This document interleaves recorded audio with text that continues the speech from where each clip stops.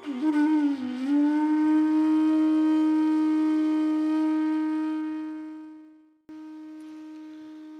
મહાપ્રભુજી આજ્ઞા કરે છે, પ્રભુને પ્રાપ્ત કરવાના બધા માર્ગો નષ્ટ થયા છે. કેમ કે ધર્મના 6 સાધનો દેશ, કાલ, કર્મ, મંત્ર, દ્રવ્ય અને કર્તા બધું જ કાલના પ્રભાવથી અશુદ્ધ થયું છે. તમે વિચારો કે અમુક સ્થાનમાં જવું તો મારો ઉદ્ધાર થઈ જાય, તો દેશો પણ બધા પવિત્ર થયા છે. કાલ વિપરીત છે, કલિયુગનો સમય ચાલી રહ્યો છે. કર્મોનું આજે આપણને જ્ઞાન રહ્યું નથી. મંત્ર દેવોને આધીન છે, મંત્રના દેવો તિરોહિત થયા છે, મંત્ર પણ ફલ આપનારા રહ્યા નથી. સાધનો બધા અશુદ્ધ છે. કોઈ સાધનથી તમને ભગવાન મળી જાય એ તમે માનો તો તમારી ભૂલ છે. ભગવાન કોઈ સાધનને આધીન નથી. ના, કલિયુગમાં બધા સાધનો નિષ્ક્રિય થયા છે. એક જ સાધન છે કલિયુગમાં. દરેક શ્લોકના અંતે શ્રી મહાપ્રભુજીએ પંક્તિમાં છે, કૃષ્ણ એવ ગતિર્મમ. ગતિ એટલે આશ્રય, પ્રભુના ચરણનો દ્રઢ આશ્રય કરો. પ્રભુ જો મળશે તો કેવલ એની કૃપાથી જ મળશે, કોઈ સાધનથી નહીં મળે. તમે એવું માનો કે હું 5 માળા કરું ને મને ઠાકોરજી મળી જાય. તમે એવું વિચારો કે હું યાદ કરું તો પ્રભુ મળી જાય. તમે એવું વિચારો કે હું ઘરમાં ઠાકોરજીની સેવા કરું તો મને ઠાકોરજીના દર્શન થઈ જાય. કોઈ સાધનોથી ભગવાન ન મળે. હવે તમે વિચારો કે 5 માળા કરવાથી જો ભગવાનની કૃપા થઈ જાય તો માળા મોટી કે ભગવાનની કૃપા મોટી? હા, 5 માળા કરવાથી ભગવાનની કૃપા ન થાય, પણ ભગવાનની કૃપા થાય ને તો વર્ષોથી કબાટમાં પડેલી માળા જડે ને કરવાનું મન થાય. યાત્રા કરવાથી પ્રભુ ના મળે, પણ ઠાકોરજીની કૃપા થાય તો વ્રજમાં જવાનું સૌભાગ્ય મળે. ઠાકોરજીની કૃપા થાય તો ઘરમાં ઠાકોરજીનું સ્વરૂપ પુષ્ટાવીને પ્રભુની સેવા કરવાનું મન થાય, ભાવના જાગે. કોઈ સાધન કરવાથી ભગવાન ન મળે. પ્રભુ કોઈ સાધનોને આધીન નથી. પ્રભુ સ્વતંત્ર છે. મળશે તો કેવલ એમની કૃપાથી મળશે. એમના ચરણનો આશ્રય કરો. કેમ કે કૃષ્ણ અત્યંત કૃપાળુ છે. એનો સ્વભાવ છે અનંત અનંત દોષો કરીને પણ કોઈ જીવ જ્યારે કૃષ્ણના ચરણ પકડી લે એના પર અહેતુકી કૃપા વરસાવી, એ પ્રભુનો સ્વભાવ છે. સ્વભાવ કોને કહેવાય? આમ આપણી અંદર વણાઈ ગયેલો હોય, બહુ કોશિશ કરીએ તો જલ્દી બદલાય નહીં. આમ જો ઘણા લોકોનો સ્વભાવ બહુ ક્રોધી હોય, સત્સંગ કરવા આવે, સારી વાતો સાંભળે, વિચારે કે આજ પછી હવે હું ક્યારેય ક્રોધ નહીં કરું. ક્રોધ બહુ ખરાબ વસ્તુ છે. પણ જ્યાં સત્સંગમાંથી ઊભા થઈને ઘરે આવ્યા ત્યાં નાની નાની વાતમાં ક્રોધ આવી જાય, કેમ કે આપણા સ્વભાવમાં રહેલો છે. કોઈ બહુ ઉદાર ચરિત્રવાળા વ્યક્તિત્વને આપણે જોઈએ તો નક્કી કરી કે આજ પછી હવે હું ક્યારે લોભ નહીં કરું. લોભ ખરાબ છે, પણ આમ ક્યારે ખિસ્સામાં હાથ જાય નહીં જલ્દી, કેમ કે સ્વભાવમાં રહેલું છે. એક જગ્યાએ ગૌશાળાના લાભાર્થે કથાનું આયોજન હતું. શ્રોતાઓ સાંભળી રહ્યા હતા. કથાનો રસ વરસી રહ્યો હતો. વોલેન્ટિયરો, સ્વયંસેવકો જોડી લઈને નીકળ્યા હતા. બધા ગાયોની સેવા માટે પોતપોતાની શક્તિ અનુસાર યોગદાન આપી રહ્યા હતા. એક ભાઈ આવીને બેઠા.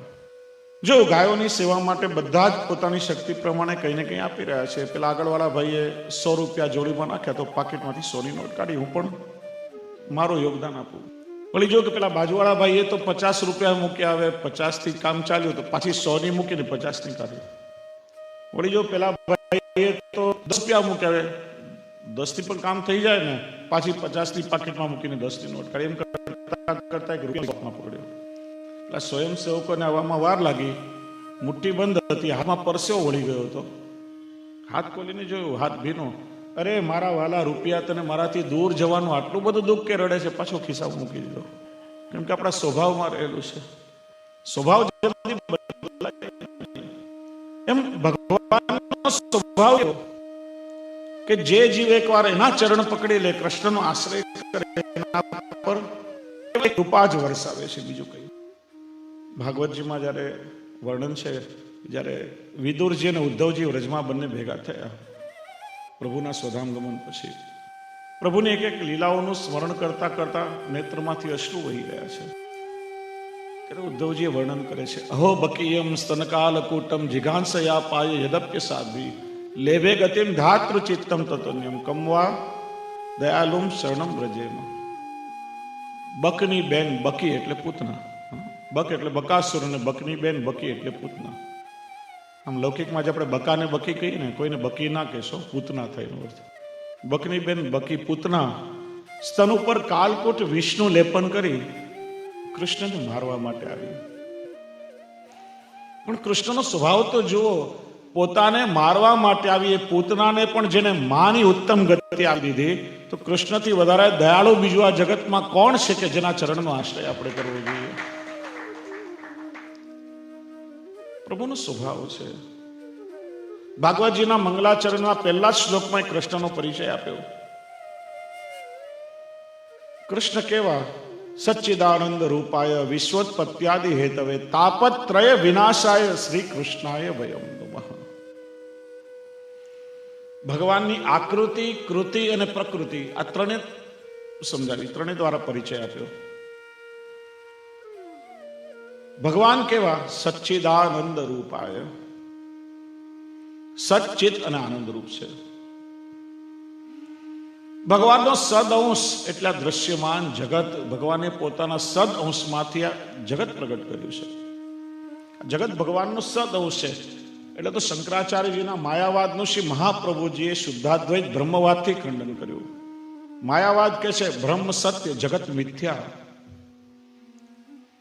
શ્રી મહાપ્રભુજી આજ્ઞા કરે છે બ્રહ્મ સત્ય અને જગત પણ સત્ય છે, સંસાર મિથ્યા છે. બ્રહ્મ સત્ય છે તો સત્યનું સર્જન મિથ્યા કેમ હોય? આ જગત બ્રહ્મનું આદિ ભૌતિક સ્વરૂપ છે. પોતાના સદઅંશમાંથી ભગવાને પોતે ક્રીડા કરવા માટે આ જગતનું સર્જન કર્યું છે. મહાપ્રભુજી જગત અને સંસારને જુદા બતાવે છે. સંસાર અહંતા મમતાથી ભરેલો છે, એટલા માટે મિથ્યા છે. ભગવાનનો સદઅંશ એટલે જગત, ભગવાનનો ચેદ અંશ એટલે આપણા જીવ. જે ગીતાજીમાં કહ્યું મમય વાંશો જીવ લોકે જીવ ભૂત સનાતન. આ જીવ મારો અંશ છે. કયો અંશ? આપણે પ્રભુના ચેદ અંશમાંથી જન્મ્યા છીએ. આપણે બધા પ્રભુનો અંશ છીએ. હવે એની ખાતરી શું? આપણે ઈશ્વરનું સર્જન છીએ, ઈશ્વરનો અંશ, એની ખાતરી શું?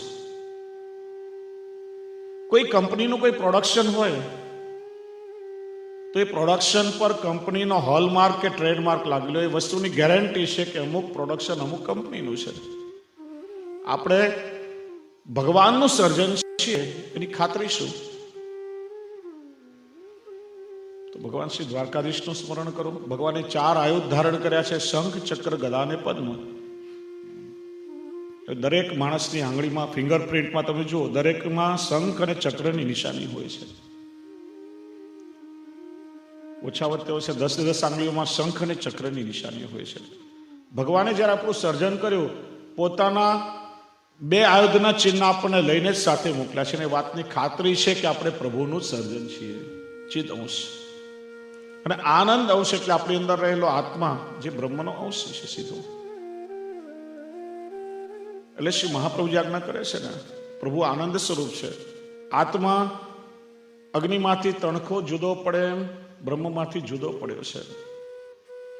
એટલે આત્માનું પરમાત્મા સાથે મિલન થાય, જીવને બ્રહ્મ સંબંધ થાય, ત્યારે જીવ પરિપૂર્ણ બને છે. ત્યારે જે જીવમાં એ ઈશ્વરી સામર્થ્ય પાછું આવે છે.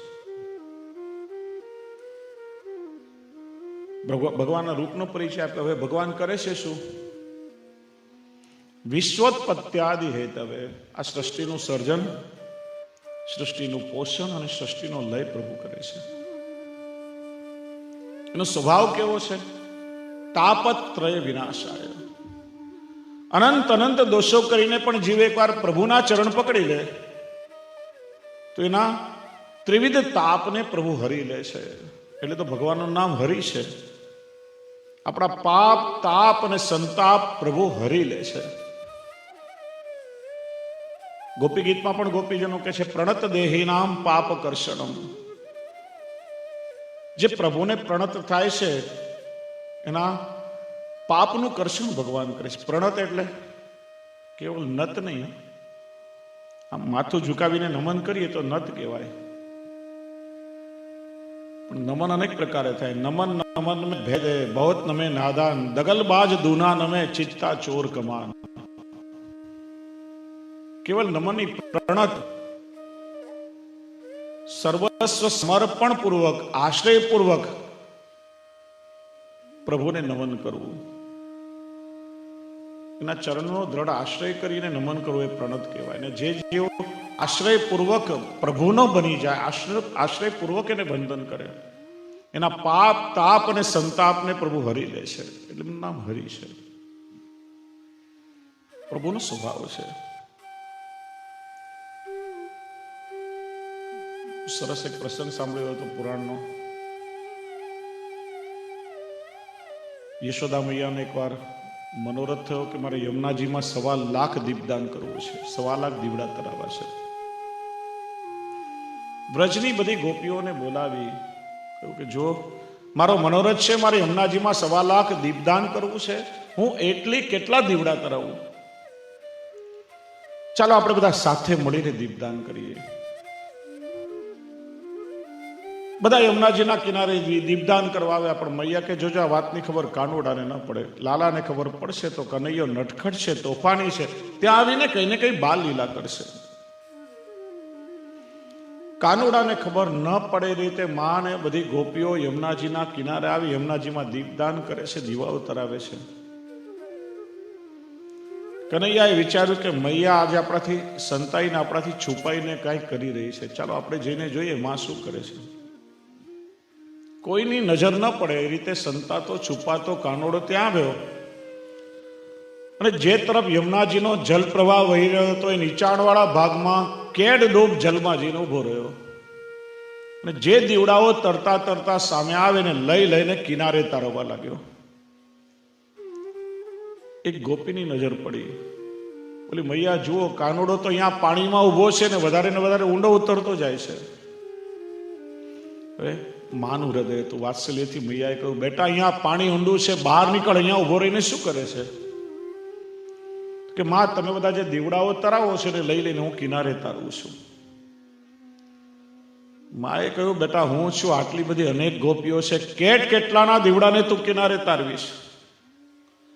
બોલે બધા દીવડાઓની જવાબદારી મારી નથી, પણ જે તરતા તરતા મારી સન્મુખ આવશે એને તારવાની જવાબદારી મારી.